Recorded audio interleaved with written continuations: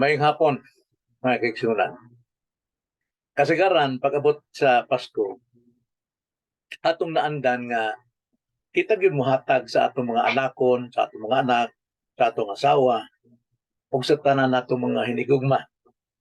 Apan sulod sa atong kasing-kasing, buot pud nato nga kita makadawat og regalo gikan sa laing tao. Labi na, ining Pasko, gusto nato nga makadawat og regalo gikan sa Dios. Kada tuig yun na, gusto nato nga kita makadawat og regalo sa Dios. Apan, ang pangutana, ikaw ba nakahatag og regalo sa Dios? Unsa may gihatag nimo, unsa may ihatag nato? Ebalo ka ba nga ang Dios sa nagpangita og regalo nato alang kaniya? Iyang gipangayo ang atong kasing-kasing. Aron ug unsay sulod sa atong kasing-kasing diha sa pagpangalagad sa Ginoo atong ihatag kaniya. Nagaingon ang Proverbio 23:26. Anak ko, ihatag kanako ang imong kasing-kasing o ipahimuot sa imong mga mata ang akong mga dalan. Gusto sa Dios nga kita murigalo sab kaniya sa bukos natong kasing-kasing o kining atong kasing-kasing nga atog yung ipahimuot diha sa iya mga dalan. Karon, kita mao'y murigalo nining Pasko karon. Unsa may atong regalo o unsa man nato paghatag og regalo. Ang pulong sa Dios may magtultol kanato unsay ang natong ihatag sa Ginoo karong Pasko. Atong pagabasahon ang Jeremias 18 o pagabasahon nato ang bersikulo 1 ngadto sa 6, mga igsoon. Nagaingon, ang pulong nga bidangat kang Jeremias gikan kang Jehova nga nagaingon, tindog og lakaw ngadto sa balay sa magkukulon. Og didto pabation ko ikaw sa akong mga pulong. Unya, miadto ako sa balay sa magkukulon og aniya karon siya nagahimog usa ka buhat ibabaw sa mga liid.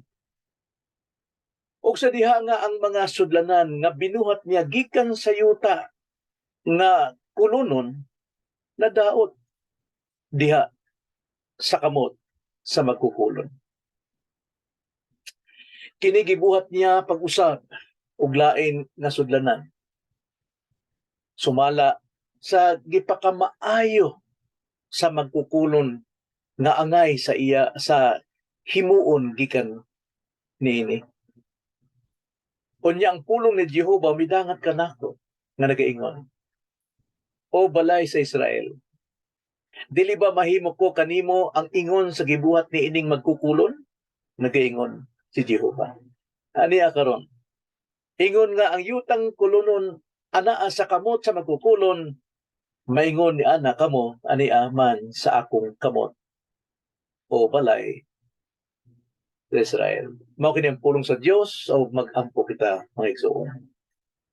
Salamat Ginoo sa imong matahom nga pulong daw sa amin sa among kinabuhi, nga makita namo ang among dagway o unsay sayop, unsay hiwi, unsay hugaw, aron ang imong pulong mo'y magtultol ka namo unsaon ni sa pagtangtang nining among kahugaw sa among kinabuhi o sa mga butang nga angay namong pagkatangtangon. Hinaot pa nga kining misahia magtudlo ka namo di sa paghatag og regalo alang sa imo kahimuot karong Pasko. Salamat Lord, makining among pag-ampo di lamang sa ngalan sa Ginoong Kristo.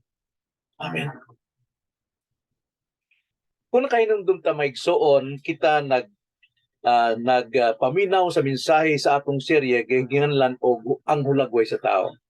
Kung nakita nato ang hulagway sa tao sa iyang pagkamakasalanan, kaduha ang hulagway sa tao sa iyang kaluwasan, o ikatulo ang hulagway sa tao sa iyang pagpangalagad.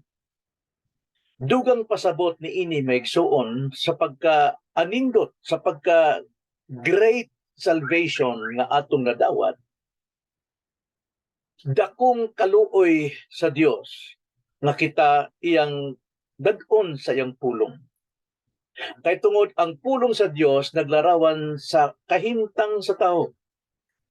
Gikan sa kasalanan ngadto sa kaluwasan o karon sa kinabuhi nga nabag-o sa grasya sa Dios. Mo ni atong uluhan may igsuon karong hapuna, usa ka kinabuhi nga nabag-o. Usa ka kinabuhi nga nabag-o. Si Jeremias, propeta Jeremias ni atong gibasa, gisugo sa Dios nga muadto siya sa balay sa magkukulon.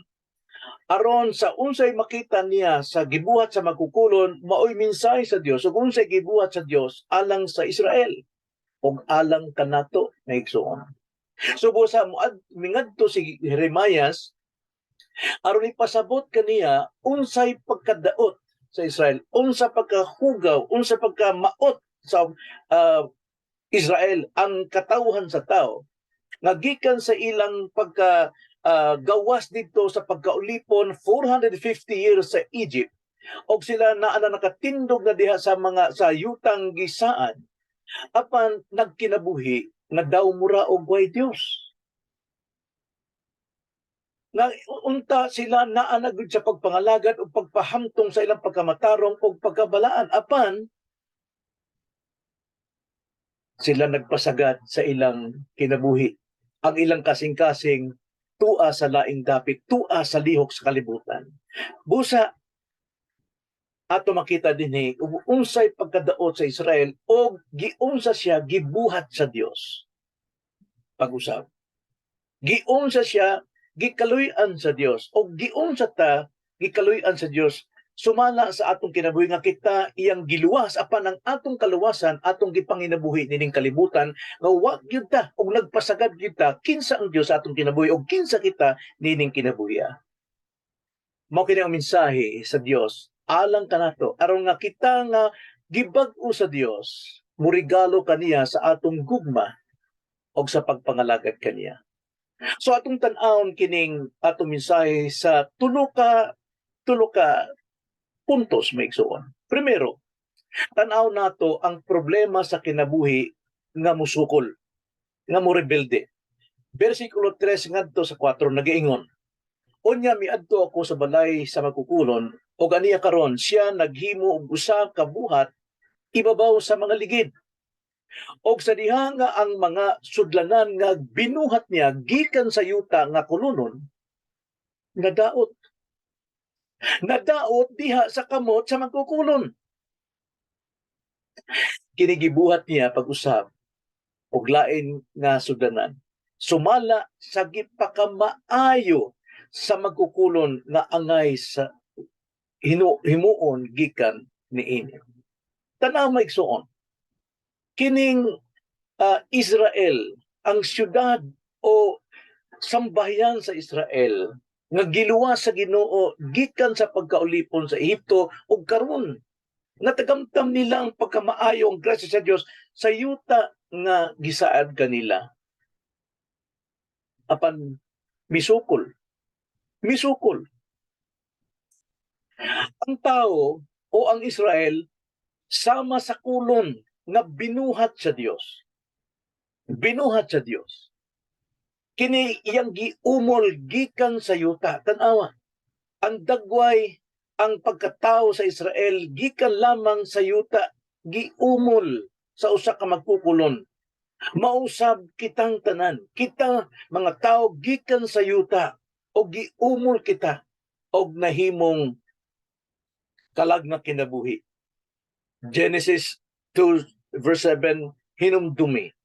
O giumol ni Jehova nga Dios ang tao gikan sa abog sa yuta o gihoy pa niya sa mga buho sa iyang ilong sa gininhawas kinabuhi o ang tao nahimong kalag nga may kinabuhi. Tanawa, ang atong kinabuhi, ang atong pagkatao naas kamot sa Dios.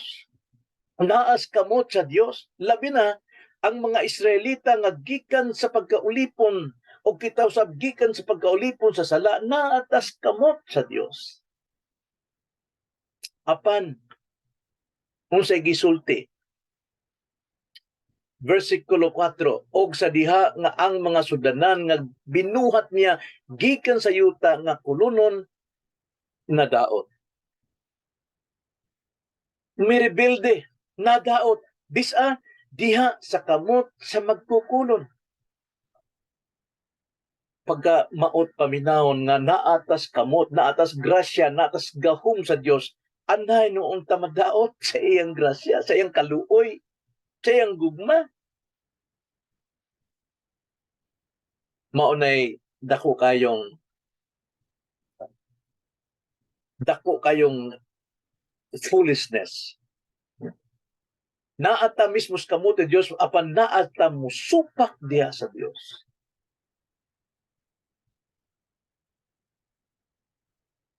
Ang kibaw ta nga bisan pagalit si Adan o si Eva na naas paraiso sa Dios, naas kamot sa Dios.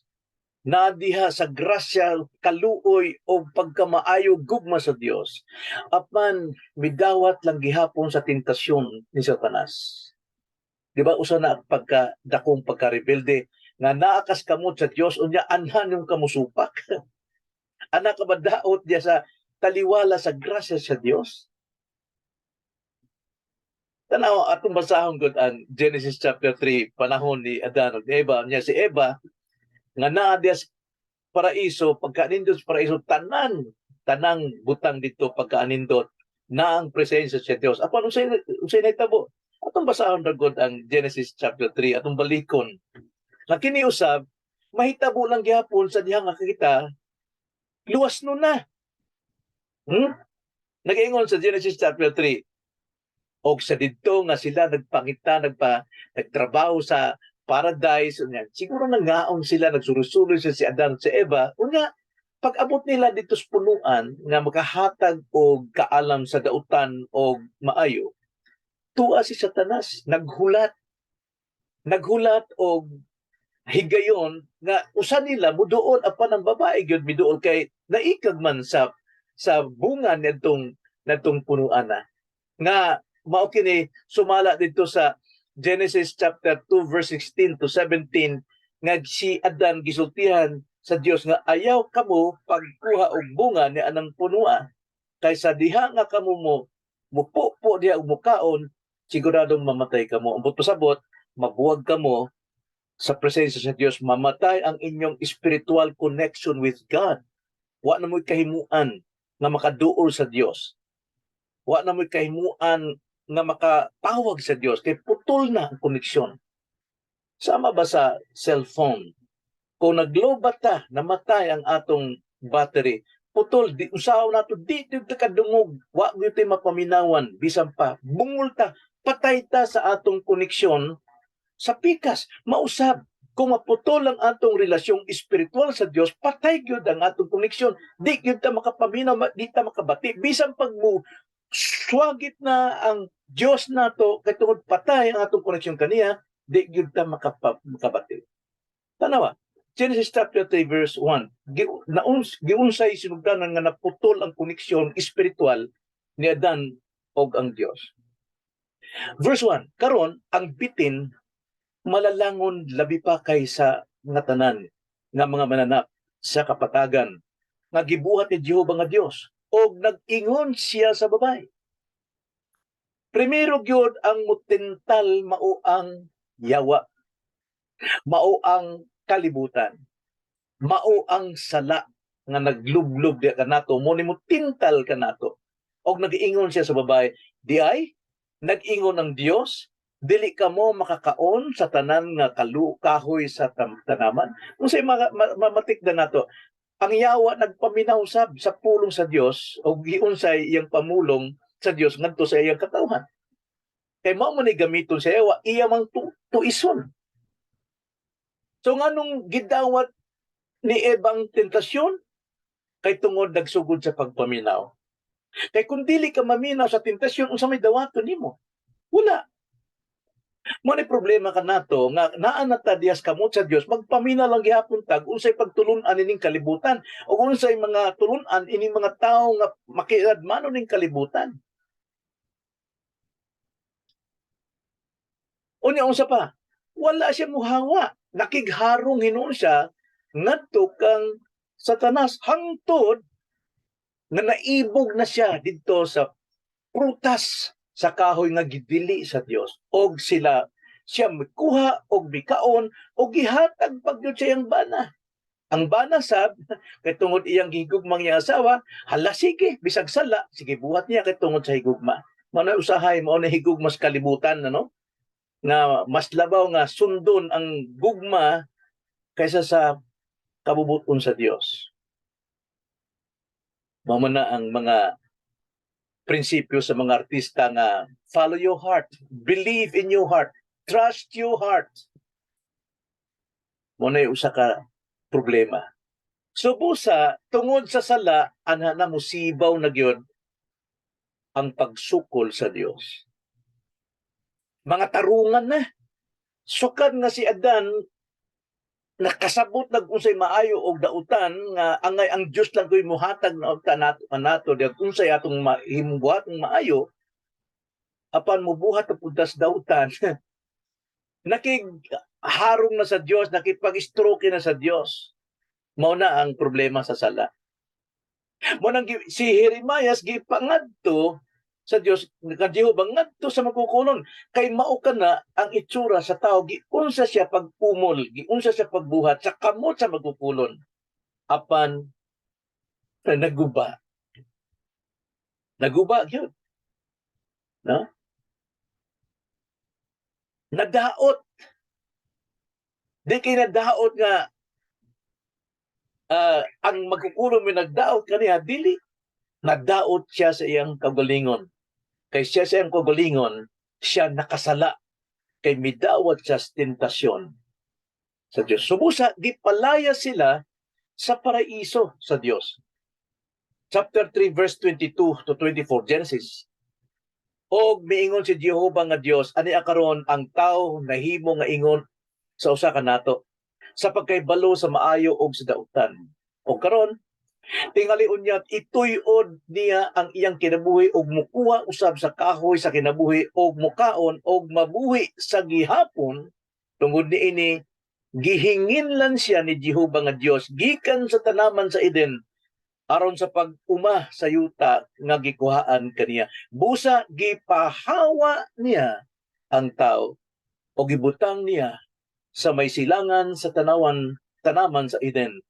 Ang mga kirubin o ang siga sa usa ka espada nga liso aron sa pagbantay sa dalan sa kahoy sa kinabuhi. So ang tawa nagyoy mahimo.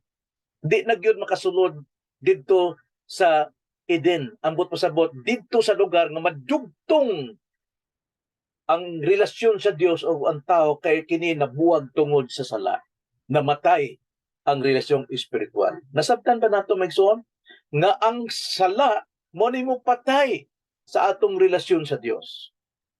Busa ang tao patay sa espiritu tungod sa sala. Ephesians 2:1.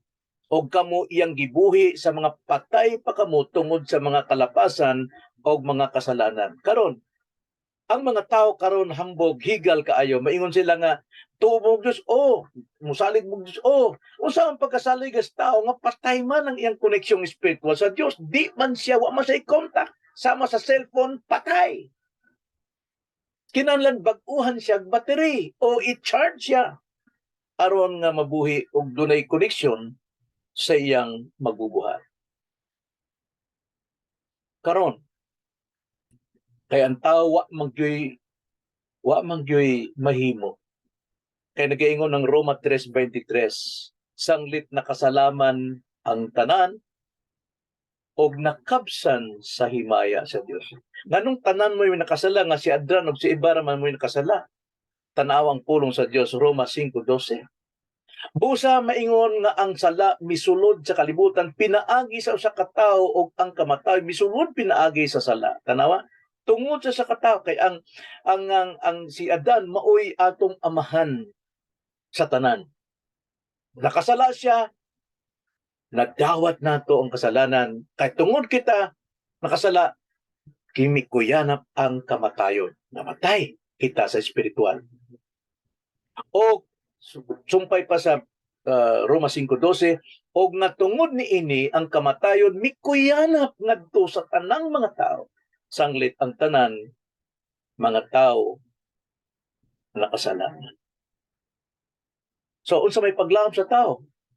Wa gyud siya paglaom. paingon gyud siya sa impyerno kay nag-ingon ng Roma 6:23, for the wages of sin is death. Wa to tao. Karon atong tan-awon ikaduha ang saad sa kinabuhi nga naghinulsol. Basaw nato ang Jeremiah 18:4 nagaingon. Og sa diha nga ang mga sudlanan nga binuhat niya gikan sa yuta nga kulunon nagdaot diha sa kamot sa magkukulon. Unsay ikabuhat kay nagdaot man wa na hinungdan. Di siya makabarog sa iyong kagalingon, di siya makatigom sa iyong kagalingon. Sa kaluoy, sa grasya sa Diyos, unsay gibuhat? Dugtong.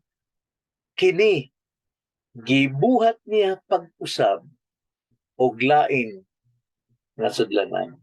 Gibuhat pag-usab, pagkanindot sa Dios. Nga sa atong kagalingon, buak na ta, dugmok na kita, wa tay mahimo kay tungod patay na kita sa atong relasyong espiritual sa Dios. Apan ang Dios sa iyang dakong kaluoy, gibuhat niya pag-usab og lain nga sudlanan. Nga naman, kay tungod na itaw, gwapo ang tao, wala. Sumala sa gipakamaayo sa iyang kaugalingon, sa iyang will, sa iyang purpose. Sa magkukulon, ang atong Diyos mo ay magkukulon. Sumala sa gipakamaayo sa magkukulon nga angay sa himuon gikan niini. So makita nato, doon nagyoy saad sa kinabuhi nga naghinulsol. Ang kulon nabuak, nadaot. Ang tao sab nabuak. Nabuhag ang atong relasyong espiritual sa Dios. Ang kulon nga gibuhat pag-usab, mausab ang tao, gipagkapakatao sa pag-usab. Kay kung dili pagkahimuong pagka-ianak pag-usab ang tao, nagaingon ng John 3:3, dili gyud siya makakita sa ginharian sa Dios. Nagaingon sa versikulo 5, John 3:5, dili siya makasulod sa ginharian sa Dios. Nga naman, versikulo 6, kay ang tao sa unod, unod man. Apan ang taong gipagpakatao sa espiritu, espiritu man. Busa aron makasulod ang tao sa ginharian sa Dios og makakita ini, kinahanglan siya nga i-anak pag-usab. So kining pag-anak sa usab, dili ni sugo sa Dios nga kita'y mubuhat niini. Mao ni kondisyon nga aron kita makakita sa ginharian o makasulod sa ginharian sa Dios, kinahanglan i-born again ta. Kinsay muhimo ni ang Dios lang gyud pinaagi sa balang espiritu. Kay kung dili kita makakita, dili kita makasulod sa ginharian sa langit. Busa ang tao gibuhat pag-usab. Kung ang tao gibuhat pag-usab, sumala sa kaymuot sa Dios, nagaingon ang 2 Corinto 5:17, busa kung ang tao anaa kang Kristo, siya bag-o nang binuhat. Ang daang mga butang nagpangagi na. Tan-awa ang bag-ong mga butang naiabot na. Bag-o naman. Kay gibuhat naman sa Dios sa iyang kaymuot. O unsa niya kinigibuhat? Mauna ang tao nga giluwas sa Ginoo, sumala sa ilang pagkamakasalanon nga masupakon sa Dios, rebelde sa Dios. Sa kamot sa Dios, diha sila nagtagamtang sa tentasyon sa yawa nining kalibutan o ilang gidawat kining salaa. Sa kamot sa Dios, sila nga nangadaot. Apan sa kamot sa Dios, dunay grasya sa iyang mga binuhat. Pinaagi sa pulong sa pagwali, daghay nagawali karon aron kadtong mga taong patay diha sa koneksyon sa Dios, makasasala.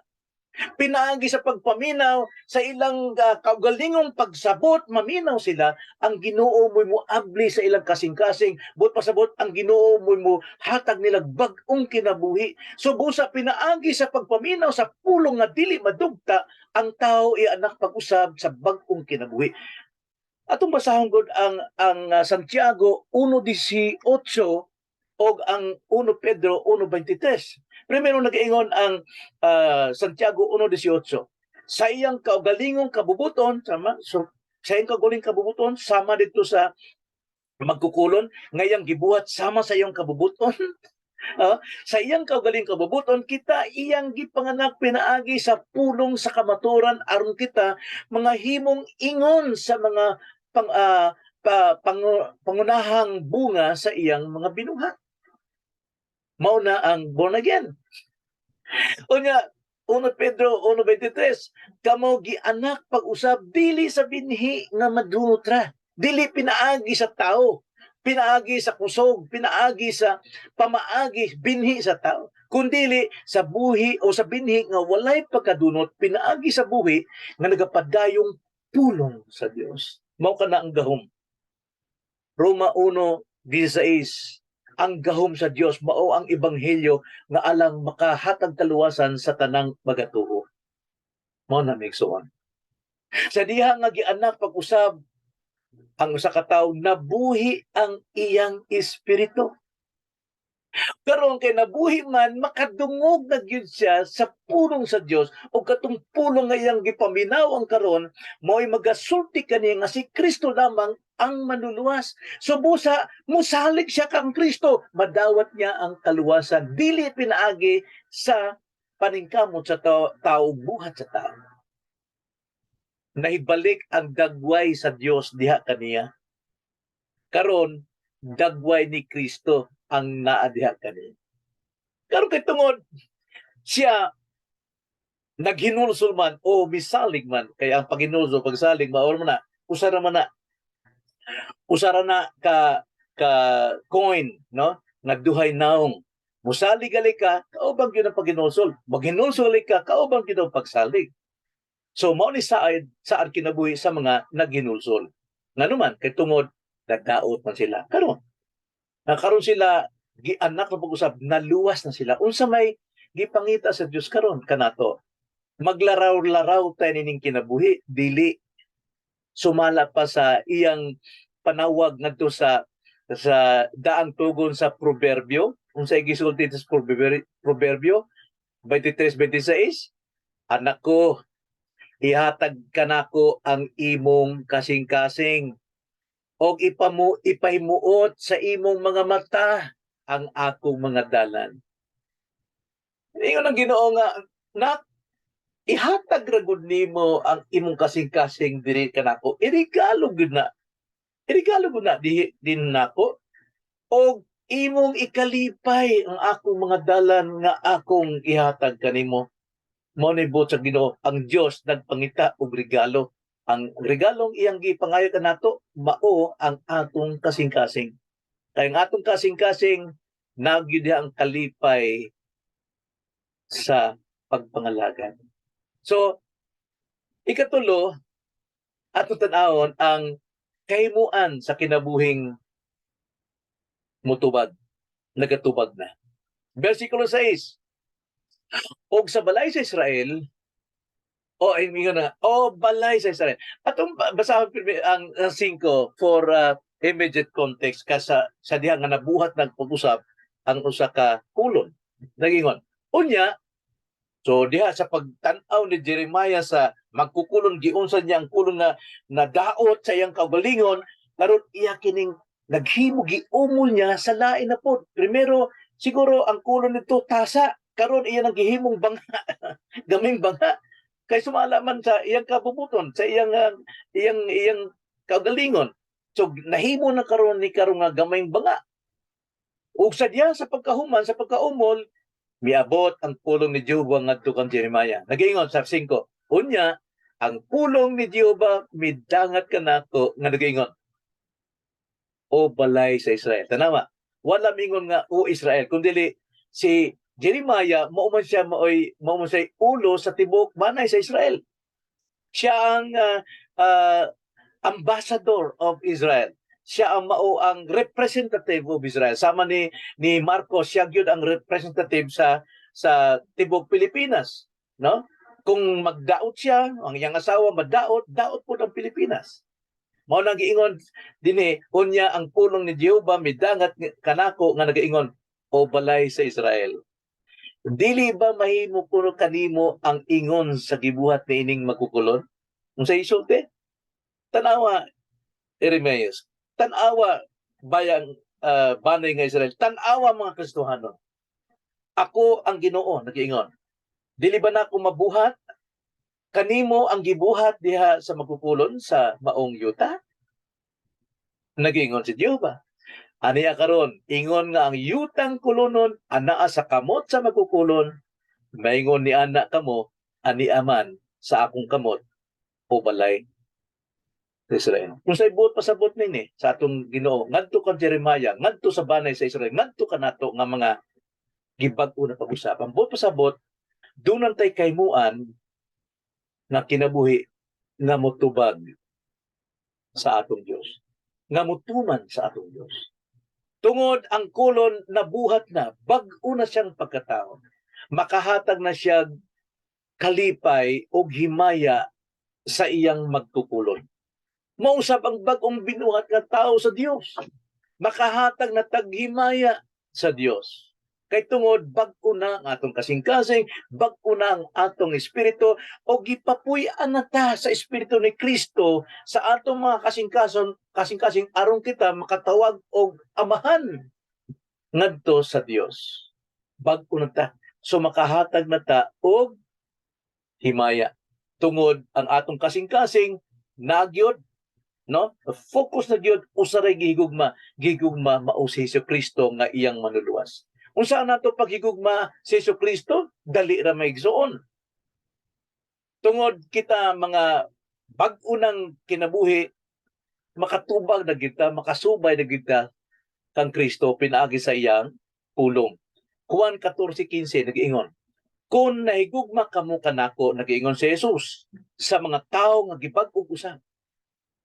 Kung nahigugma kamo kanako, inyong pagatumanon ang akong mga sugo. Mao nay paghigugma kang Hesukristo nga atong irigalo ang atong pagpangalagad sukad karong Pasko.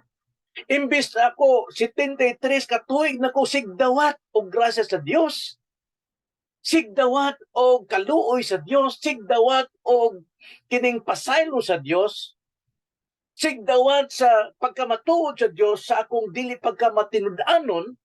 Karon nga ako nakahibalo karon nga iyang gibuhat pag-usab, angay lamang nga motubag ko sa Dios, Lord, kining akong kasing-kasing akong ihalad diha kanimo. Mga lagad ako pinaagi sa pagtuman sa imong pulong. Pagtuman mo siya, mo lakaw ta mo, langyaw ta aron magwali, dili lang na. Tuman ta sa pulong sa Dios nga mahimot ang maayong amahan sa atong mga anak, mahimot ang maayong bana sa atong asawa, mahigugma kita mo trabaho ta nga way limbong-limbong, dili ta mangawat, dili ta mag-apil-apil sa mga hubog-hubog, tanang maayong buhat mo ni pagtuman sa sugo ni Kristo, dili lang kayo pagwali o paglakaw dito sa ministeryo, sa mission, dili. Sa tanang kinabuhi nato, magsubay ta diha sa sugo ni Kristo. Be holy for I am holy. Be righteous for I am righteous. Kinahanglan doon na tayo inunungay o may doon tayo fellowship with one another. And holiness, for without holiness, no man shall see the Lord. So, mao ni pag-amping, mao ni ang pagkinabuhi nato. Nga atong ipanginabuhi, kining atong kinabuhi, alang sa kaymayaan sa atong Ginoo, mao nay dakong pagpangalagad. So, busa sa atong paghinapos, ang usa ka na bag-ong kinabuhi, Migsoon, gianak siya pag-usab sa Espiritu. Nagdugtong na ang atong relasyon sa Dios. Bag-o ng atong espiritu. Dili na patay nga espiritu, masupakon, rebelde sa Dios. Kaya tungod di bungol. Bungol, patay. Karon buhi na kita. So kita makasubay na sa pulong, makasabot na tas pulong, makapamino tas pulong, makabuhat na ta. Og unsay kabubuton sa Dios. Manibot pasabot.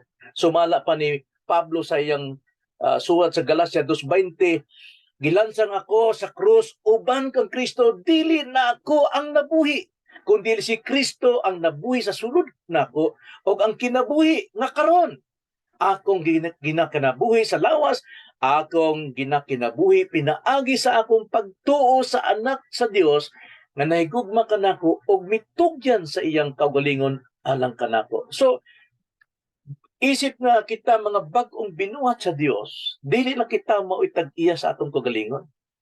Subusa si Kristo na. Aron matuman nato ang sugo ni Kristo, magkinabuhi ta sa pagtuo diha kaniya nga sa tanan niyang mga sugo ato kining pagalakwan, ato siyang himayaon. 1 Corinthians 10:31, whatever you do, whether you eat or drink or whatever you do all for the glory of God. Pag-amping sa atong kinabuhi nga dili matatsahan ining kalibutan, mao kana ang atong regalo sa Dios.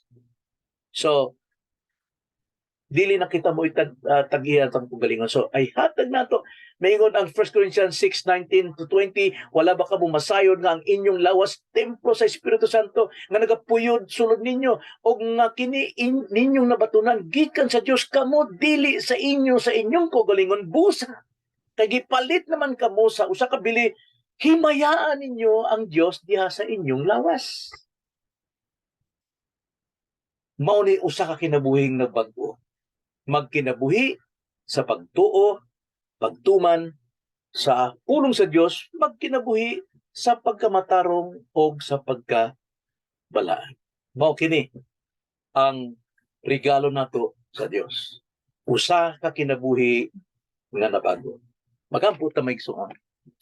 Dalay ko namong Amahan, salamat nining pulong nining takna sa grasya kanamo aron kami makapaminaw diha, makapaghinuklog sa among kinabuhi ug unsay angay namong irigalo diha kanimo, dili kay kami na lamang ang magahuwat o magadawat sa regalo, kinahanglan kami usab mohatag og regalo nga makapahimaya diha kanimo. Salamat Lord nining among kaakuhan kay makahimo gyud mi itungod kami pag-unang binuhat diha kanimo. Salamat Lord mo kining among pag-ampo diha lamang sa ngalan sa Ginoong Kristo. Amen.